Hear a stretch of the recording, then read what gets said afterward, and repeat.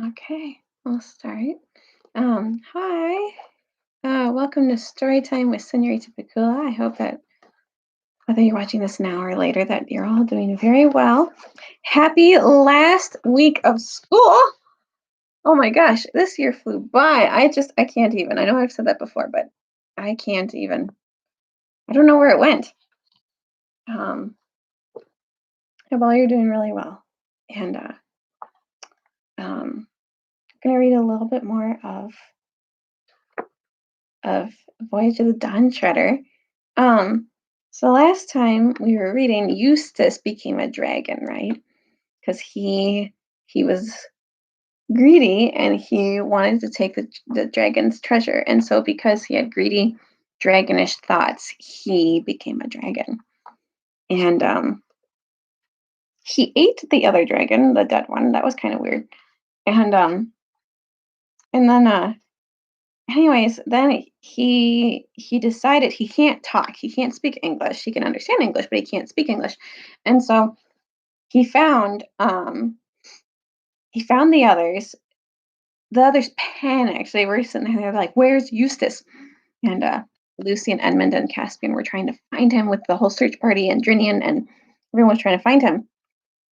And then they saw a dragon, and they were all preparing to try to overtake this dragon because they were afraid of this dragon. And then all of a sudden, he started running away and kind of waddling away, and he was crying. And Lucy realized he was crying, and he saw this, and she's the one who saw the painful um, the bracelet around his dragon forearm that's way too tight. And so she tried healing him with with her cordial, but it only worked a little bit. It like eased the pain a little bit, but it didn't take it away. So then, after questioning several things, they asked him if he was one of the seven lords because they recognized the crest on the bracelet, but he's like, no, I'm not that. And then eventually they were like, "You're not by chance Eustace, are you?" And he nodded fiercely, like, "Yes, I'm Eustace." And he was trying to write in the sand to explain what happened, but every time he tried writing, it was difficult because he didn't know how to use his claws to write, and then everything got swept away by the um, by the water of the sea. So, anyways, they discovered that he was Eustace, and Eustace, they noticed a change in his character. Eustace all of a sudden became helpful and kind, although he couldn't talk. Like he kept trying to help them, um and Eustace was a comfort to everyone because when it got really chilly at night, they would all lean up against his sides, and he would keep them nice and warm because he's a dragon, so he's nice and warm. So, um, let's let's keep reading and see what happens. The pleasure, quite new to him, meaning Eustace, of being liked and still more, of liking other people, was what kept Eustace from despairing. That means from giving up and being really sad. For it was very dreary being a dragon. He shuddered whenever he caught sight of his own reflection as he flew over a mountain lake. He hated the huge bat-like wings, the saw-edged ridge of his back, and the cruel curved claws. He was almost afraid to be alone with himself, and yet he was ashamed to be with the others. On the evenings when he was not being used as a hot water bottle, he would slink away from the camp and lie curled up like a snake between the wood and the water. On such occasions, greatly to his surprise, Reepicheep was his most constant comforter. The noble mouse would creep away from the merry circle at the campfire and sit down by the dragon's head, well to the to the windward to be out of the way of his smoky breath. There he would explain that what had happened to Eustace was a striking illustration of the turn of fortune's wheel, and that if he had Eustace at his own house in Narnia, it was really a hole, not a house, and the dragon's head alone, let alone his body, would not have fit in it. He could show him more than 100 examples of emperors, kings, dukes, knights, poets, lovers, astronomers, philosophers, and magicians who had fallen from prosperity into the most distressing circumstances, and of whom many had recovered and lived happily ever afterwards. It did not perhaps seem very comforting at the time, but it was kindly meant, and Eustace never forgot it. But of course, what hung over everyone like a cloud was the problem of what to do with their dragon when they were all ready to sail. They tried not to talk of it when he was there, but he couldn't help overhearing things like, "Would he fit all along one side of the deck? And we'd have to shift all those stores over to the other side below as to balance it out. Or would towing him in the water be any good? Or would he be able to keep up by flying? And most often of all, but how are we going to feed him?" And poor Eustace realized more and more that since the first day he came on board, that an he had been an unmitigated nuisance. That means he was a bother, and that he could was now a greater nuisance still. And this ate into his mind, just as that bracelet ate into his foreleg. He knew that it only made it worse to tear at it with his great teeth, but he couldn't help tearing now and then, especially on hot nights. About 6 days after they had landed on Dragon Island, Edmund happened to wake up very early one morning. It was just getting gray so that you could see the tree trunks as if they were between you and the bay, but not in the other direction. As he woke, he thought he heard something moving. So he raised himself on one elbow and looked about him. And presently he thought he saw a dark figure moving on the seaward side of the wood. The idea at once occurred to his mind was, "Are we so sure there are no natives on this island after all?" Then he thought it was Caspian. It was about the right size, but he knew that Caspian had been asleep next to him and could see that he hadn't moved. Edmund made sure that his sword was in its place and then rose to investigate. He came down softly to the edge of the wood, and the dark figure was still there. He saw now that it was too small for Caspian and too big for Lucy. It did not run away. Edmund drew his sword and was about to challenge the stranger when the stranger said in a low voice, "Is that you, Edmund?" "Yes, who are you?" said he. "Don't you know me?" said the other. "It's me, Eustace." "By Jove!" said Edmund. "So it is, my dear chap." "Hush!" said Eustace, and lurched as if he were going to fall. "Hello!" said Edmund, steadying him. "What's up? Are you ill?" Eustace was silent for so long that Edmund thought he was fainting. But at last he said, "It's been ghastly. You don't know. But it's all right now. Could we go and talk somewhere? I don't want to meet the others just yet." "Yes, rather anywhere you like," said Edmund. "We can go and sit on the rocks over there. I say, I am glad to see you, looking like yourself again. You must have had a pretty beastly time." They went to the rocks and sat down looking out across the bay while the sky got paler and paler and the stars disappeared except for one very bright one low down and near the horizon. "I won't tell you how I became a dragon till I can tell the others and get it all over," said Eustace. "By the way, I didn't even know it was a dragon till I heard you all using the word when I turned up here the other morning. I want to tell you how I stopped being one." "Fine, fire ahead," said Edmund. "Well, last night I was more miserable than ever, and that beastly arm ring was hurting like anything. Is it all right now?" Ed Eustace laughed, a very different laugh from any Edmund had heard him give before, and slipped the bracelet easily off his arm. "There it is," he said, "and anyone who likes can have it as far as I'm concerned. Well, as I say, I was lying awake and wondering what on earth would become of me. And then, but mind you, it may have been a dream, I don't know." "Go on," said Edmund with considerable patience. "Well, anyway, I looked up and saw the very last thing I expected, a huge lion coming towards me. And one strange thing that there was no moon last night, but there was moonlight where the lion was. So it came nearer and nearer. I was terribly afraid of it. You may think that, being a dragon, I could have knocked any lion out easily enough, but it wasn't that kind of fear. I wasn't afraid of it eating me. I was just afraid of it, if you can understand. Well, it came up close to me and looked straight into my eyes, and I shut my eyes tight, but that wasn't any good because it told me to follow it. You mean it spoke? I don't know. Now that you mention it, I don't think it did. But it told me somehow all the same. And I knew I'd have to do what it told me, so I got up and followed it. And it led me a long way into the mountains. And there was always this moonlight over and around the lion wherever we went.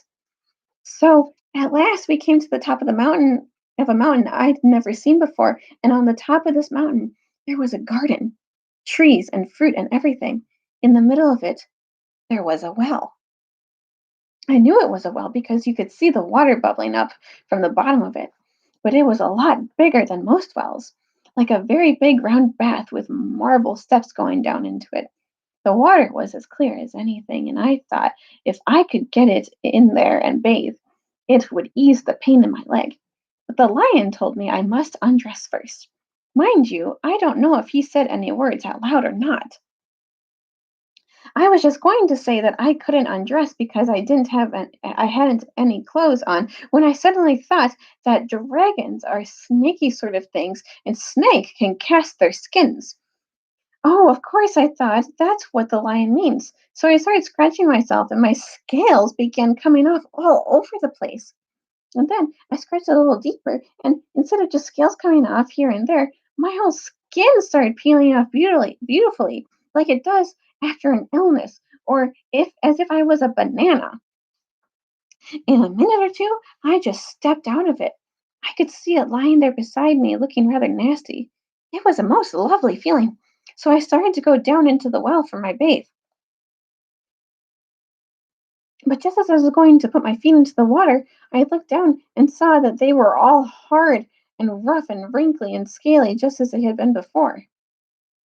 Oh, that's right, I said. It is only means I had another smaller suit on underneath the first one, and I'd have to get out of it too. So I scratched and tore again, and this underskin peeled off beautifully, and I stepped out of it lying beside the other one and went to the well for my bath. Well, exactly the same thing happened, and I thought to myself, "Oh dear, how many skins have I got to take off?" For I was longing to bathe my leg.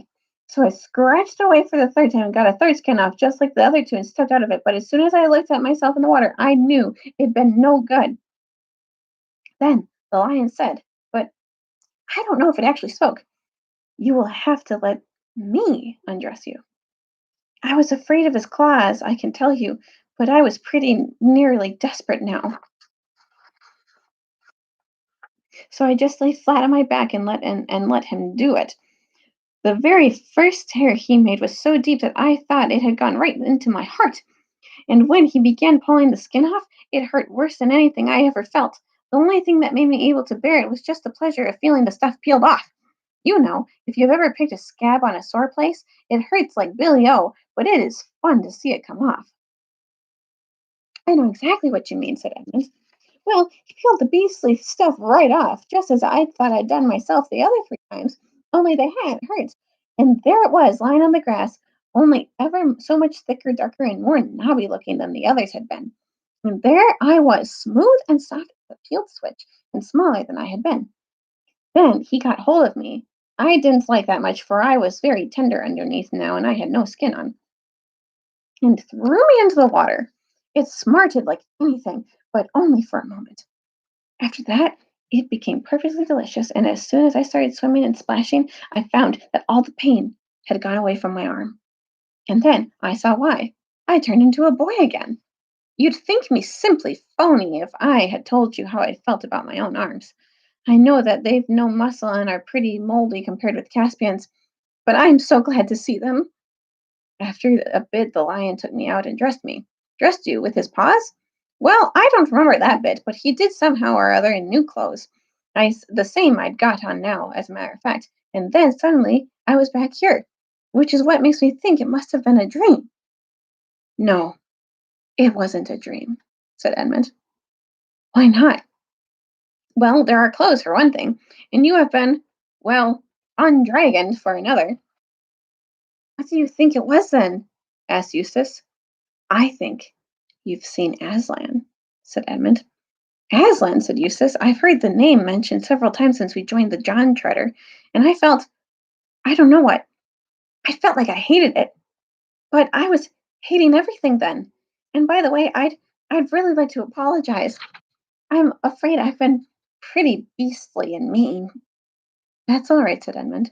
Between ourselves, you haven't been as bad as I was on my first trip to Narnia.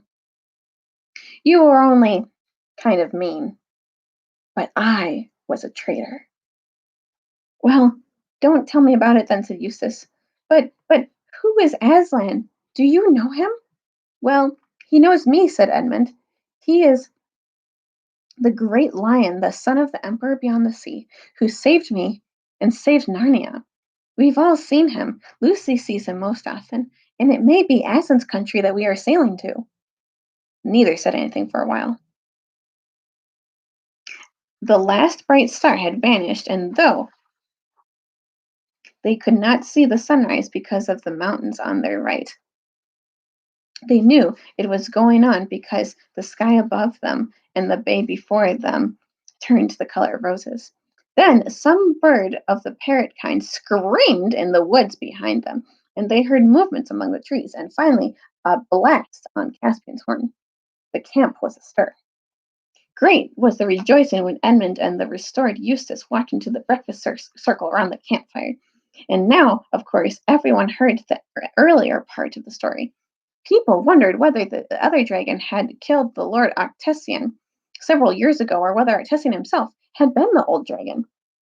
The jewels with which Eustace had crammed his pockets in the cave had disappeared along with the clothes he had been wearing. But no one, least of all Eustace himself, felt any desire to go back into the valley for more treasure.